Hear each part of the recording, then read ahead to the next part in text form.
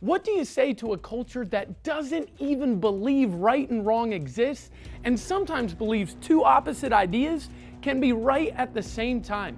Welcome to a series on moral absolutes. You are watching Truth in Love. What does the Bible say about speaking the truth in love?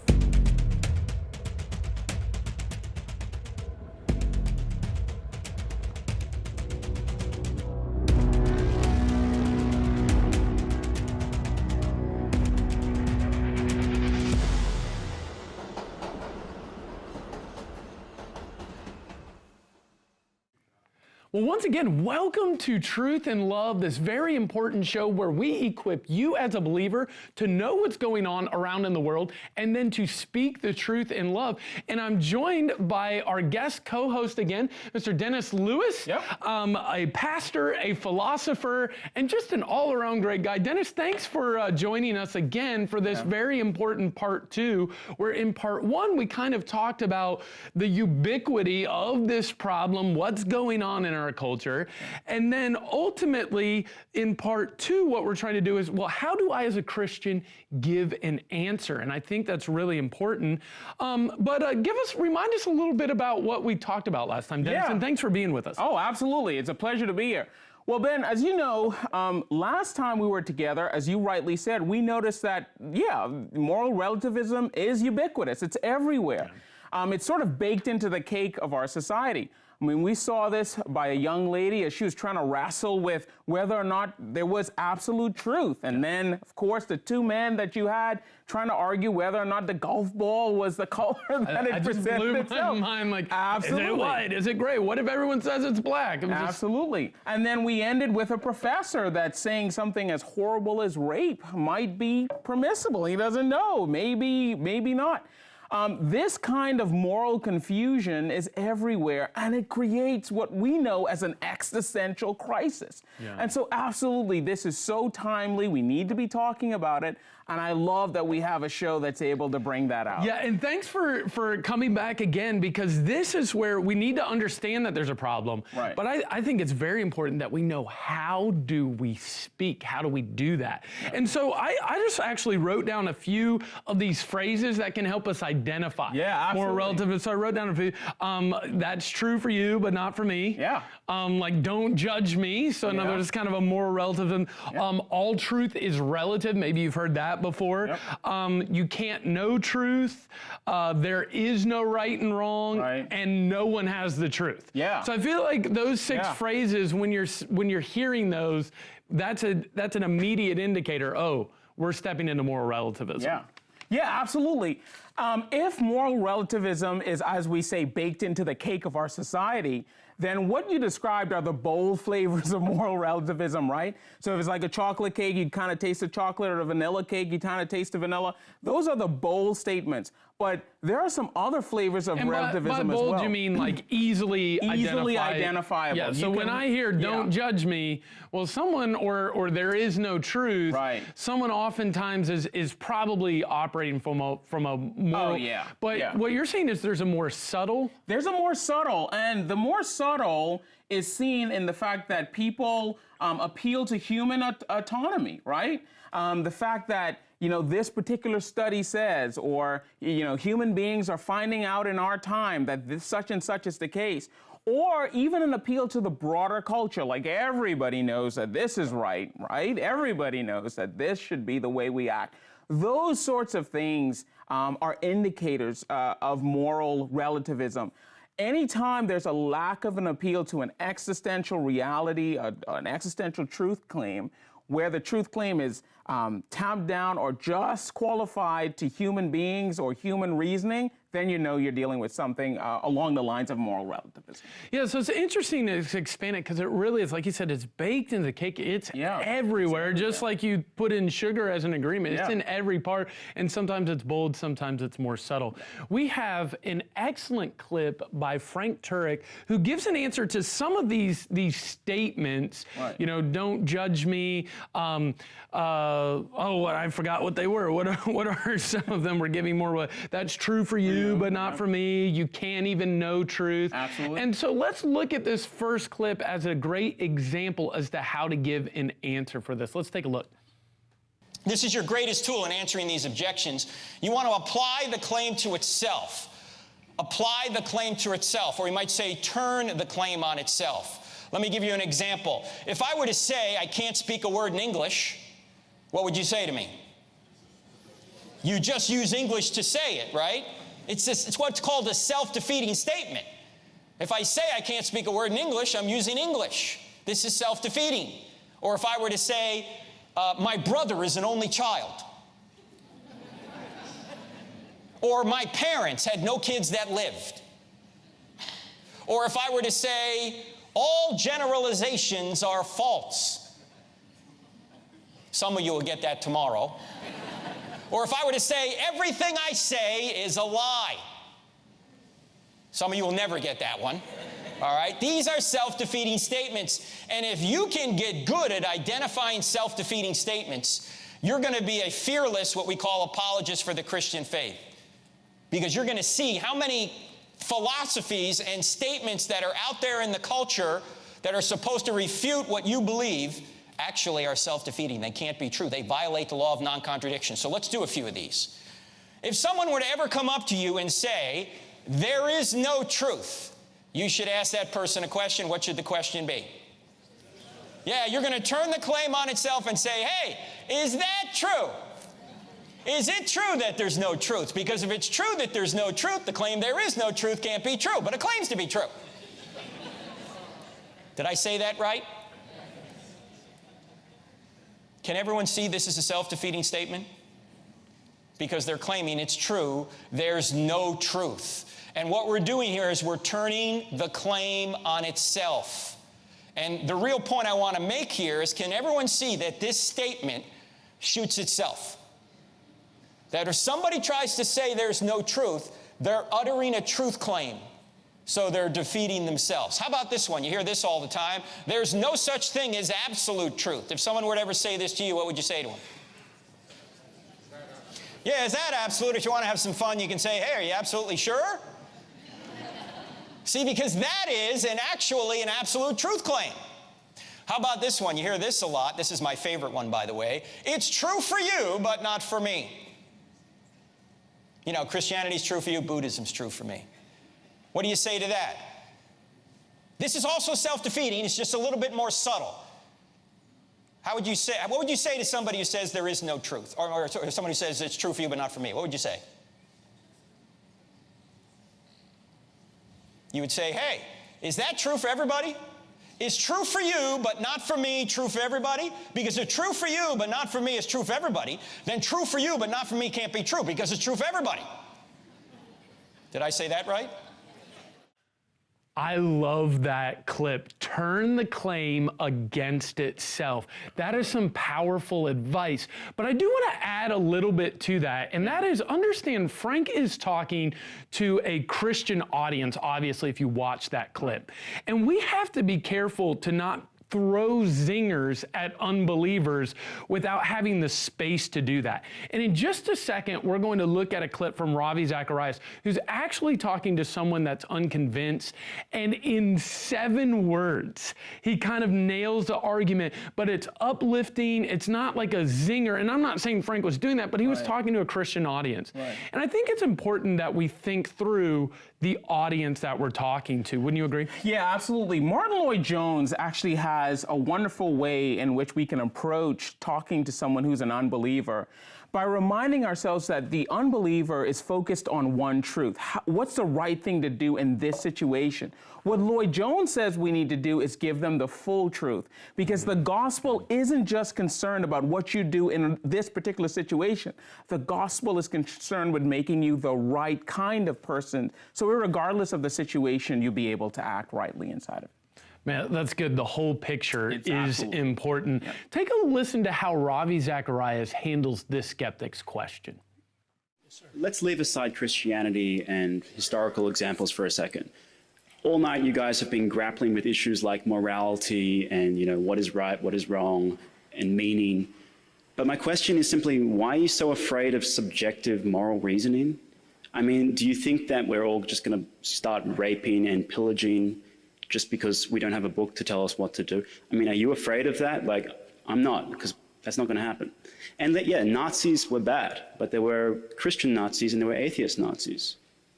So I don't see, what are you so afraid of? Do you lock your door at night? Yeah. Sure.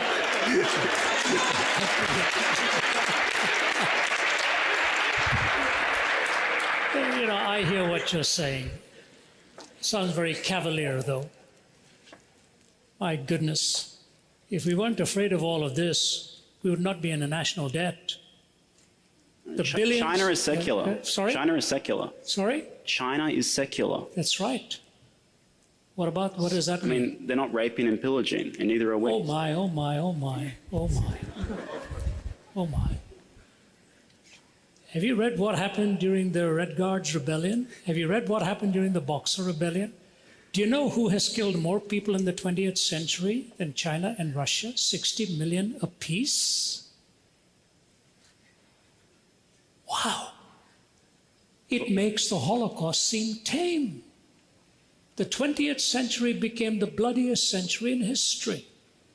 And the reason it became the bloodiest century in history, I can see, is you could just see the weapons of our warfare were piling up and there was no guiding principle to take us anywhere. Now, in a perfect world, yes, we don't need to be afraid. Have you seen what happens in our courts of law, where people supposedly love each other and all that comes about in hate and vitriol and damage? I don't think the question is fairly stated as what are you afraid of? I'm just saying it is basically unlivable. I didn't conclude that. An atheist like Jean-Paul Sartre concluded it. We killed more people in the 20th century than the previous 19 put together. And your question is, what are we afraid of? The fact of the matter is, if morality is purely subjective, then you have absolutely nothing from stopping anybody for being a subjective moralist to choose to just zing one through your forehead and say, that's my answer. You know, how do you stop that? Obviously, you don't believe that's the way it should be. No, neither do I. So it's not a case of what am I afraid of. It's a case of the fact that if you're willing to say to me that moral reasoning can be purely subjective, I just say to you, look out, you ain't seen nothing yet if everybody believed what you did. Do you know, funny, interesting, when I was in the Soviet Union, former Soviet Union, Stalin eliminated 15 million of his own people. 15 million of his own people. And at the Center for Geopolitical Strategy, you know, they didn't want to even name his name and so on. His daughter, Svetlana, made the comment, it is quoted both by Malcolm Muggeridge in his writings and by historian Paul Johnson in Modern Times. Svetlana was standing by the bedside of her father before he died. She said the last thing he did was clench his fist toward the heavens one more time, put his head back on the pillow, and he was gone. This is his daughter raising the question, whatever got into my father to have that kind of hatred and hostility? And when 15 million were killed of his own people, it is interesting that the faculty members and the general who chatted with me there, my wife will tell you, sat around the table with tears in his eyes when he watched what had been done to his own country by his own leadership. So subjective morality would be very good if we all wanted to be nice people and live around each other without any fear of each other. But the reason you lock your doors and the reason we have our police and the reason we have our military and the reason we have our law courts is because when subjective morality becomes totally subjectivized, this is what happens in society. So it's a great idea, but I hope nobody absorbs it. Thank you. What a powerful example of how to speak the truth in a loving way from Ravi Zacharias. We're going to take a break, but when we come back, two girls on the street that actually changed their mind. We're going to watch a video of them changing their mind about moral relativism. I'm looking forward to it. Awesome. Want more information about speaking the truth in love?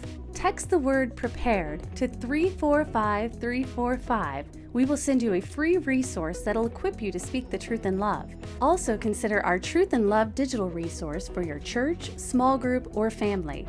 Learn from 6 lessons that include videos from panel experts and teaching from Ben Shetler, all shot on location in New York City. Download it today at thecenterfortruthandlove.org.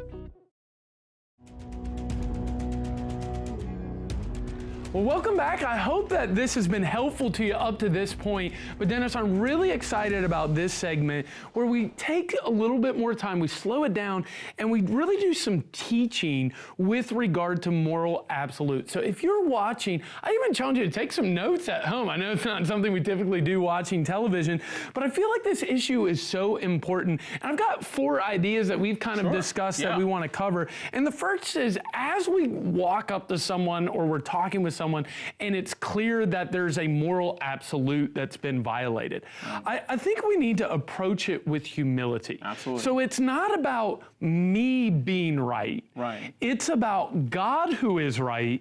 And I want that person to fall in line with God, not because that's going to help me, but because ultimately it will help them. And so we've got to approach people with humility. And one of the things that the ways that I have done this is when people say, well, how do you define right and wrong? As I say, well, I can't. I can't define right and wrong. Only God can.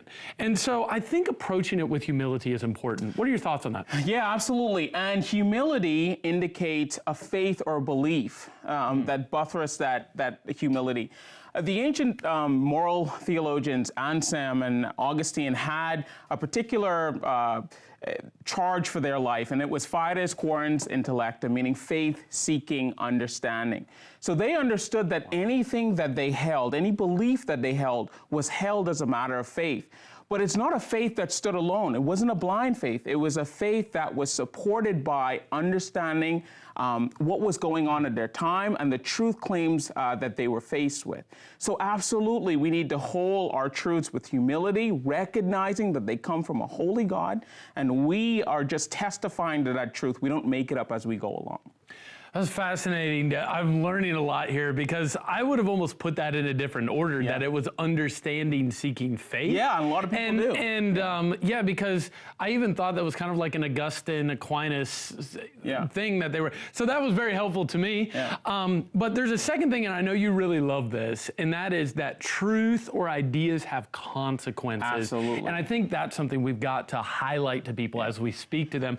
Expand on that a little bit. Yeah, you know, the Bible gives us an interesting statement that even a child is known by their doings, whether they're good or whether they're not.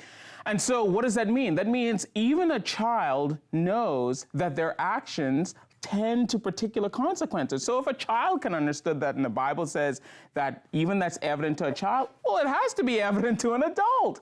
We know that our ideas have consequences. For some of us that are getting a little bit on in age, if we eat a lot of high-fat foods, listen, we know that we're going to pay for it later, right? And so the same thing works with moral philosophy. If you have a particular idea, you have to start thinking about the consequences, but I do one better. You have to start thinking of the unintended consequences. Because even when we talk about ideas of consequences, we assume we know what the immediate consequences are when actually we don't. It's interesting that you say the bigger picture, because I think the immediate idea for us to get from A to B, why we utilize moral relativism, is because we don't want conflict. Exactly. So it's like, this person disagrees with me, I disagree with them, so let's just pretend like both our truths are great. And in the short term, that's fine.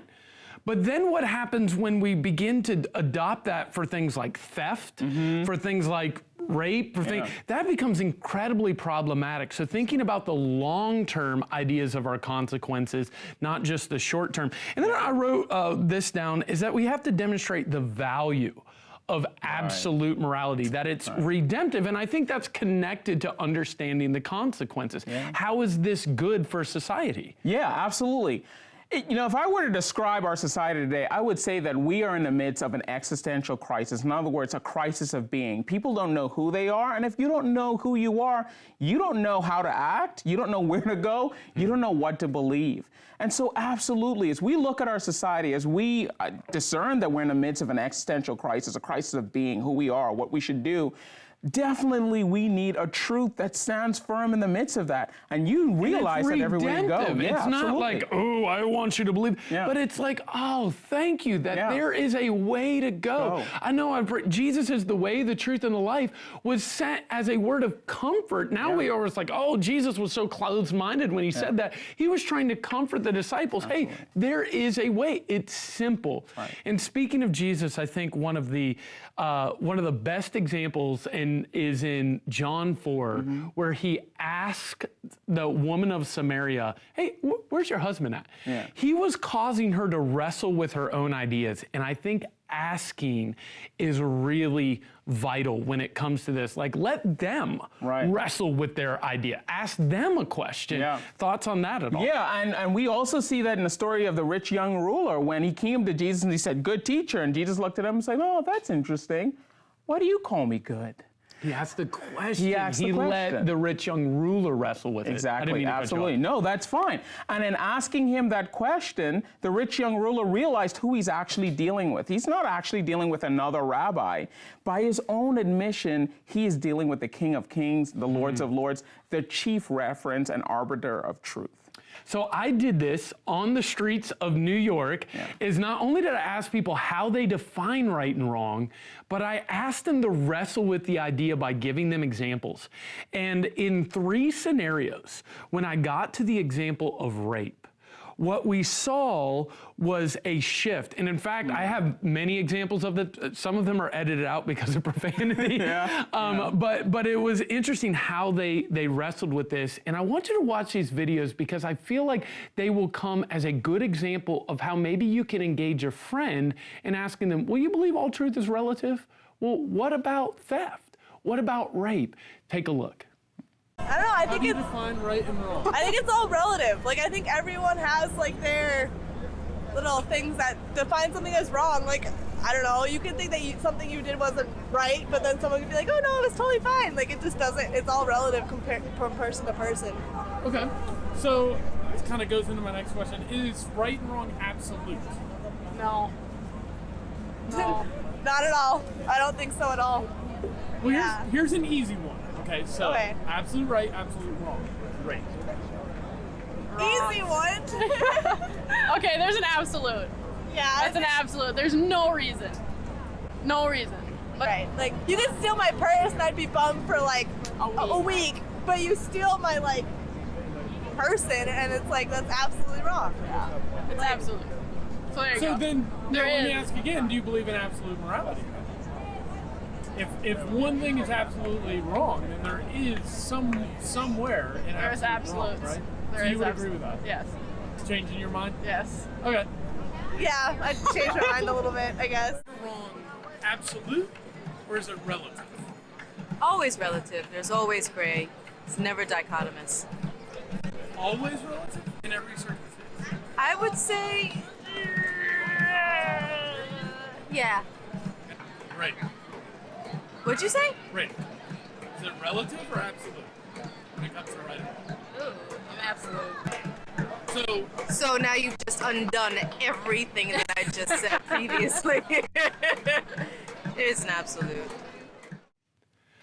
So that excites me because when I see the truth changing people's minds, Dennis, I get so excited.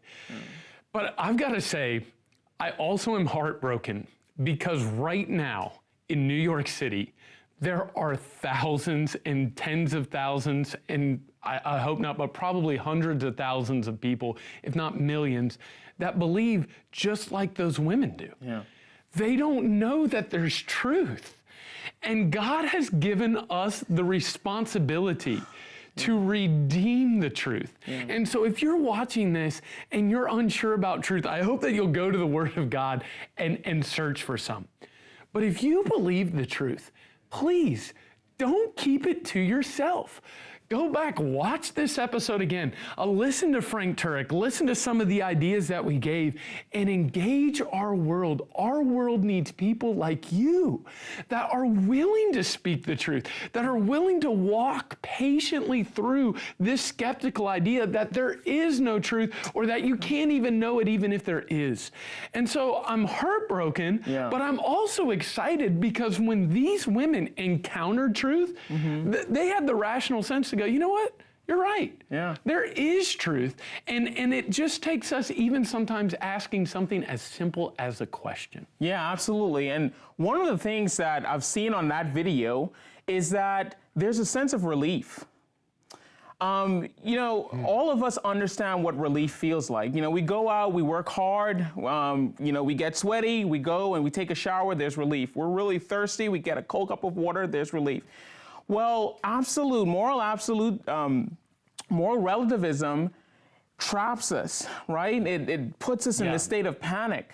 But the gospel, the truth of the gospel brings relief. Christ brings relief. It's always exhausting trying to well, what is true in this moment because it's going to change in the next moment. That's exhausting. Yeah. Yet the gospel brings relief. It absolutely does bring relief. And when that relief comes, yes, you recognize it as true because that's what you were craving. Listen, all of us have the same condition. We're all wandering around in the world trying to answer two basic questions. Who am I and what am I supposed to do? Moral relativism doesn't answer any one of those questions, but the gospel does. And that's why it brings relief. That's so good, Dennis. And I'm thankful for the gospel. Maybe you're watching right now and you're saying, I don't know Jesus as the way, the truth, and the life. Understand that the Bible was written as a book to give guidance. It even says that thy word is a lamp unto my feet and a light unto my path. If you're sitting there and you don't know Jesus personally, I can tell you, he loves you unconditionally in spite of the sin that I have and you have. He went to a cross. He died on that cross. He did not stay dead. He rose again. And he says this in the Bible, that all those that believe in him can have everlasting life. And I implore you to find a relationship with Jesus. Dennis, a little while ago, I was in Las Vegas and I preached on moral relativism. At the end of the service, the pastor got up and asked people if they wanted to accept Jesus as the way, the truth, and the life. Right. I was blown away. There's probably about 400 or 500 people in the auditorium. Over 50 hands went up. Man. And you know what's exciting? Because I think our world just keeps telling people, believe whatever you want. And our world is hungry for someone that'll say, no, you don't have to. That panic can end by accepting Jesus as the way, and it is redemptive. Thank you so much for joining us, Dennis. Great to be here. I love your thoughts on things, and thank you for watching our show. Find us online at the Center for Truth and Love.org. Find us on Facebook for more help and hope, and join us next time for our show, The Truth and Love. Can't wait to see you there. Yep, absolutely.